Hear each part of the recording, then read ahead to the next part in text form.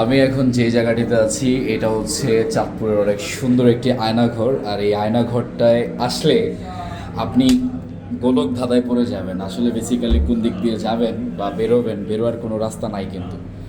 So এই জায়গাটাতে খুবই ইউনিক। এটা আসলে আমি ফরেনে একবার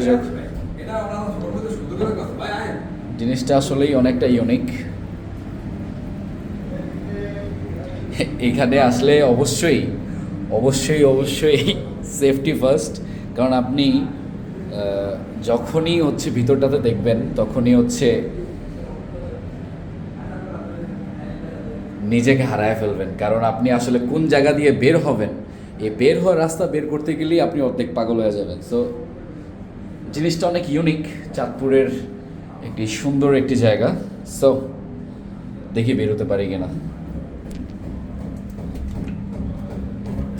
ইয়েস, ফাইনালি হচ্ছে